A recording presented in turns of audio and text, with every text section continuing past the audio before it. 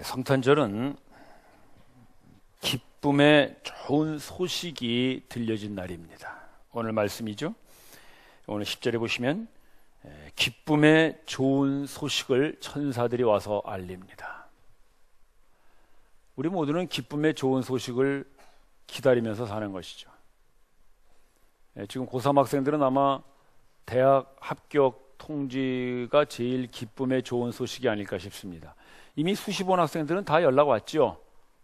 좋은 소식들 많이 받은 것 같아요.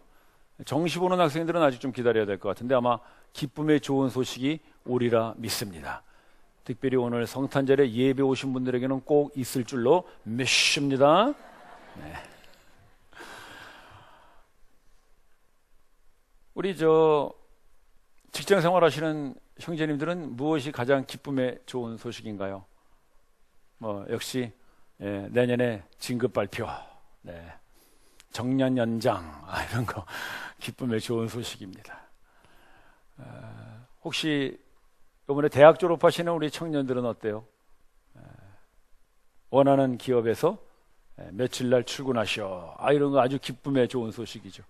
저도 예전에 학교 졸업하고 취직시험을 몇 군데 보고 기다리는데 딱 이렇게 출근하라고 출근 통지서가 오니까요, 뿌듯하더라고요. 본 것도 받기 전인데 아주 주머니가 불룩해진 것 같아요. 기쁨의 좋은 소식입니다. 혹시 결혼 정년기가 됐는데 금년도 또 한 해를 그냥 넘기는구나 하시는 우리 청년 형제 자매들 계시다면, 자매님들에게 가장 기쁨의 좋은 소식은 백마 타고 오는 기사, 잠자는 공주를 깨우는 그 기사, 기쁨의 좋은 소식이 금년 며칠 안 남았지만 있기를 소원합니다. 결혼하신 분들은 아멘 안 하셔도 괜찮습니다. 우리 모든 대한민국 국민이라면 바라는 기쁨의 좋은 소식이 있죠. 남북통일.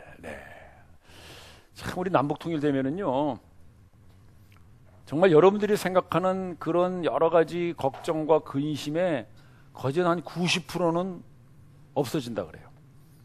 일단 그 북한의 일자리가 엄청 많이 창출될 거고요. 대학 엄청나게 많이 생길 겁니다. 지금 고3 학생들 대학 들어가기 힘든데 남북 통일 기도하세요. 통일만 되면 북한에 있는 대학의 문화가 확 개방됩니다. 또 교회도 북한에 올라가서 해야 될 일이 많습니다. 곳곳마다 지금 교회를 개척해야 되고요. 우리 모든 국민들이 원하는 기쁨의 좋은 소식 있습니다. 저는 이런 소식을 들으면 참 기뻐요. 예배부에서 재직회에서 언제나 그 출석 성도 발표하잖아요. 그때마다 한 1000명 넘는다 그러면 얼마나 기쁨의 좋은 소식일까 이런 생각을 할 때가 있습니다. 꼭 그런 날도 오리라 믿습니다. 근데 우리가 모두 이런 기쁨의 좋은 소식을 바라는데, 사실 우리가 바라는 기쁨의 좋은 소식보다 정말 우리가 들어야 될 기쁨의 좋은 소식인데, 그건 뭐냐면 하나님이 주시는 기쁨의 좋은 소식입니다. 오늘 천사들이 와서 그 목자들에게 하나님이 주시는 기쁨의 좋은 소식을 전하는 거예요. 왜? 천사들이라는 것은 하나님의 말씀을 전하는 심부름꾼들이잖아요. 그러니까 그 하나님의 말씀을 전하는 천사들의 이야기는 그 하나님이 주시는 기쁨의 좋은 소식이거든요. 따라서 오늘 성탄절에 가장 우리가 들어야 될 기쁨의 좋은 소식은 하나님께서 천사들을 통하여 그 백성에게 주시는 기쁨의 좋은 소식, 그거를 우리가 들어야 하는 날이 성탄절입니다. 하나님께서 천사들을 통하여 주시는 그 기쁨의 좋은 소식은 도대체 무엇인가?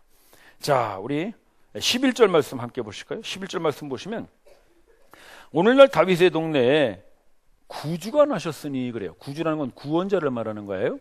구원자가 나셨으니 곧 그리스도 주시니라. 이게 기쁨의 좋은 소식이라는 거예요. 우리가 생각하는, 우리가 원하는 그런 어떤 기쁨의 좋은 소식이 아니라 구원자가 나셨다는 것이 기쁨의 소식이다 이것입니다. 근데 그게 우리에게는 별로 기쁨의 좋은 소식으로 잘 느껴지지가 않아요. 왜냐하면은 우리는 그렇게 구원자에 대한 간절한 기대할 것이 없거든요. 근데 이 시대를 살던 이 이스라엘 백성들에게는 그 구원자가 정말 기다리던 기쁨의 좋은 소식일 수밖에 없었어요. 왜냐하면 그 당시 이스라엘은 로마의 식민지 아래에 있었잖아요. 식민지 아래에서 억압받고 압제당하고요. 땅과 모든 재산은 다 빼앗기고 남자들은 전쟁에 끌려나가야 됐고요. 여자들은 로마의 종살이로 팔려가야 됐고 자식들은 자칫하면 노예로 끌려가고 막 이런 시대니까 자기들을 그 모든 식민지로부터 해방시켜줄 그 구원자가 나타나는 것이 이들에게는 가장 큰 기쁨의 좋은 소식이었던 것이죠. 우리는 지금 그런 시대에 살지 않기 때문에 이게 별로 실감이 안 되는데요. 우리 바로 아버지 세대, 우리 그 청소년들에게는 할아버지 세대만 돼도요. 우리가 그런 시대를 살았어요. 우리가 바로 이 일본에 40년 가까운 세월을 식민지 지배를 받고 살았거든요. 그때 우리 아버지 시대, 할아버지 시대 사람들이 다 땅과 재산 다 빼앗기고요. 고향 떠나서 저 멀리 그 만주 땅, 북간도라 그러죠. 그때 나온 노래가 그 아리랑 아니에요. 아리랑 고개를 넘어간다. 그 아리랑 고개 넘어가는 거예요. 목사님 아버님도 그 일정 시대 때 독립운동 하시다가 일제를 피해 가지고 저 만주 땅 가서 사셨어요. 그래서 거기서 어머니하고 결혼해 가지고 저희 형님들을 다 낳았어요. 저도 자칫하면 만주 태생이 될 뻔했는데 저는 이제 해방되고 한국으로 돌아오셔서 낳기 때문에 제가 서울 사람이 된 거죠. 우리 다 그런 시대를 살았던 거예요. 지금도 그 역사의 아픔은 계속 남아 있어요. 뉴스에 보면 그 징용 갔다 오신 분들, 일본 탄광에서 그냥 석탄 캐느라고 그런 분들이 있죠. 또 뭐 이루 말할 수 없는 그런 우리 역사의 비극들이 있어요. 그게 뭐냐면 다 우리가 그 일제의 압제하에 있어서 그런 거거든요. 지금 이스라엘이 똑같은 거예요. 그때 우리가 바라던 건 오로지 하나, 독립 해방이죠. 그러니까 이 이스라엘 백성들도 오로지 자기들을 해방시켜두고 구원자가 나타나는 것만이 기쁨의 좋은 소식일 수밖에 없는 것이죠. 그런데 천사들이 와서 그걸 전해주는 거예요. 너희들을 구원할 구원자가 오늘 태어났다. 그러니 이 사람들에게는 정말 얼마나 기쁘고 좋은 소식이었어요. 그래서 그 밤에 바깥에서 양을 치던 목자들이, 그건 뭘 말하는 거냐면요, 이스라엘 백성들을 말하는 거예요. 밤에 그들은 어두운 밤에 갇혀 있었고요, 바깥에 그들은 외롭고 쓸쓸하고 추운 그런 식민지 생활을 하고 있을 때거든요. 그때에 그 밤에 그 추운 곳에 있는 그들에게 기쁨의 좋은 소식이 전해졌어요. 그게 뭐냐면 바로 너희들을 이제 해방과 자유로 이끌어줄 구원자가 태어나셨다. 기쁨의 좋은 소식이죠. 그래서 이들이 그 기쁨의 좋은 소식을 듣고 이제 그 천사가 말하는 곳으로 달려갑니다. 달려가 보니까 거기에 누가 있었냐면은 12절 한번 보세요. 여러분들이 12절 한번 읽어보시기 바랍니다. 시작.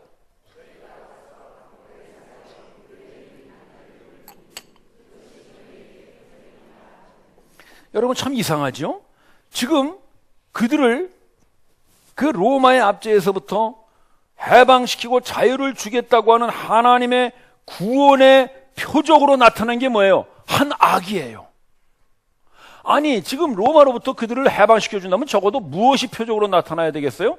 군대라든지 말이죠. 상금을 가진 그런 거대한 군대가 착 진입한다든지, 또는 모세와 같이 홍해를 가르는 그 기적을 일으키는 그런 지도자가 탁 나타나면, 야, 저 사람이 우리를 구원할 사람으로 하나님 보내신 분이구나, 저 사람이 우리의 표적이 되겠구나, 저 사람이 하나님이 우리를 구원하시겠다는 증거가 되겠구나, 이렇게 말할 수 있잖아요. 그런데 군대도 아니고 어떤 기적도 아니고 그냥 한 보재기에 쌓인 작은 아기 하나를 놓고 그 아기가 너희를 하나님이 구원하실 표적이 되리라 말씀하시는 거예요.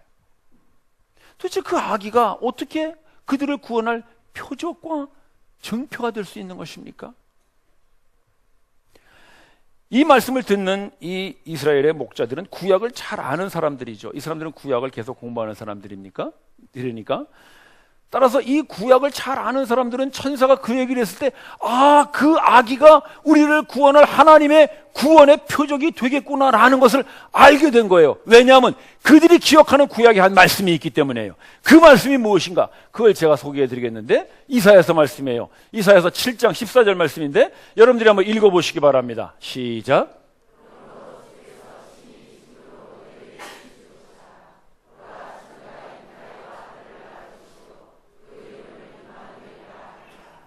이 말씀은 예수님이 태어나시기 약 한 700년 전 이제 이사야 선지자를 통하여 예언한 말씀인데, 그 당시에 이스라엘은 남과 북으로 나눠져 있었죠. 우리나라하고 아주 역사가 비슷합니다. 우리도 지금 남북으로 분단되어 있죠.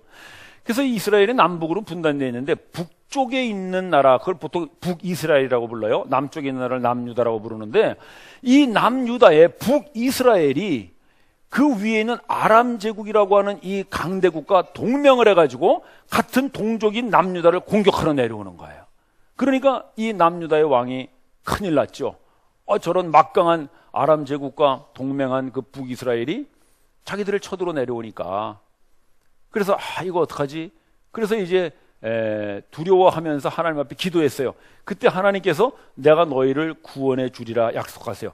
그러면서 하시는 말씀이 뭐냐면은 그 증거를 보여주겠는데, 그 증거는 바로 처녀가 잉태하여 한 아기를 낳을 것인데, 그 아기가 태어나는 것이 내가 너희를 그 동맹국의 손에서부터 건져줄 증거가 될 것이다 말씀하시는 거예요. 똑같은 얘기를 하시는 거죠. 지금 아람군과 그 북이스라엘이 동맹국인 데서 쳐들어 내려오면 그들을 막아줄 그 징조로 보여주셔야 될 게 뭐예요? 막강한 어떤 군대의 세력, 그들을 돕는 애굽이나 아스루나 이런 강대국이 자기들을 도와준다고 하면 하나님께서 자기들의 구원할 그런 표징으로 볼 수 있죠. 또는 어떤 기적을 일으키는 그런 지도자가 나타난다면 표적으로 볼 수 있지만, 그런 것이 아니라 한 아기가 태어날 텐데, 그 아기가 태어나는 것이 바로 내가 너희를 구원할 증거이며 증조가 될 것이다라고 말씀하시는 거예요. 이 말씀을 알고 있는 그 이스라엘의 목자들은 이 천사들이 이 말씀을 전할 때, 아하, 바로 저 이사야서에 나왔던 저 말씀, 처녀가 잉태하여 아기를 낳을 것인데 그 아기가 바로 하나님이 우리를 구원할 증조로 보이셨다고 하는 그 말씀이 여기에 똑같이 재현되고 있구나라는 걸 이 목자들이 깨닫는 것입니다. 따라서 실제로 예수님은 저 말씀과 같이 동정녀 마리아에게 잉태되어 태어나시죠. 처녀가 잉태하여 아기를 낳으리니, 바로 그 말씀이 예수님의 탄생에 그대로 이루어짐으로써 목자들은 이것이 정말 우리를 하나님이 구원하시겠다고 하시는 구원의 증표가 되는구나, 그걸 믿습니다. 그리고 드디어 그 아기에게 하나님의 구원을 감사하며 경배를 드리는 것이죠. 따라서 우리가 오늘 성탄절을 기뻐하고 즐거워하는 이유는 뭐냐면, 마치 그 이스라엘 백성들이 기다리고 기다렸던 자유와 해방을 주시겠다는 증거로 한 아기가 태어난 것 같이, 이제는 우리를 구원하시고 우리를 자유와 해방으로 만들어 주시겠다고 하시는 그 하나님의 약속이 나타난 것이 바로 한 아기의 탄생, 예수 그리스도의 탄생인 성탄임을 믿으십시오. 그래서 우리는 기쁘고 즐거워하는 거예요. 그래서 우리는 메리 크리스마스 하는 것이죠. 우리를 구원하시고 우리에게 해방과 자유를 주시겠다고 하나님이 약속하시는데, 그 약속의 증표요 표적으로 보내주신 분이 바로 아기 예수의 탄생이에요. 그렇다면 우리는 로마의 압제를 받는 것도 아니고 일본의 압제를 받는 것도 아닌데, 우리를 대체 어디서부터 해방시키고 어디서부터 자유롭게 한다는 것인가? 형제자매 여러분, 우리가 정치적이나 어떤 경제적이나 이런 것으로는 우리가 착취당하고 억압받지 않는다고 할지라도, 실제로 우리를 무섭게 지금도 내려누르고 있는 그런 세력이 있습니다. 그게 뭐냐면 바로 세상의 문화입니다. 그건 정치나 경제력보다 더 무서운 힘으로 우리를 내려눌러요. 요즘 그 100세 시대가 된다고 해가지고 많은 사람들의 관심이 어디에 있냐면요, 젊음에 있습니다. 그러니까 하여튼 한 40대만 넘으면 그때부터 어쨌든 이 건강을 유지해가지고 젊게 살아야 된다. 100세까지 살아야 되니까. 그래서 하여튼 건강식품이라는 것이 요즘같이 잘 팔릴 데가 없어요. 저희 그 장모님이 연세가 이제 8순이신데 이렇게 집에 한번 가보면요, 하여튼 뭐 구석구석마다 별의별 건강식품들이 다 있더라고. 그러니까 아니 장모님이 어디서 다 사셨어요? 그러니까 산 게 아니고 그냥 노인정 가면 준대요. 근데 싼 거는 주고 비싼 건 파는 것 같아. 그러니까 이 어르신들이 말이죠, 그냥 공짜로 준다 그래가지고 잔뜩 받다가 정말 좋은 건 이겁니다 그러니까 비싼 돈 주고 사는 거예요. 그러니까 누구나 다 이 젊음에 대한 그런 어떤 열망이 있는 것이죠. 근데 여러분, 그 젊음에 대한 열망이 드디어는 우리를 얼마나 내려누르고 있는지 모릅니다. 특히 자매님들, 뭐 우리 교회는 그런 분들이 안 계시라고 제가 믿습니다만은, 하여튼 요즘 성형수술 안 한 자매가 없대잖아요. 우리 청년들, 특히 형제들 결혼할 때 잘 보시기 바랍니다. 제 얼굴인가 고친 얼굴인가.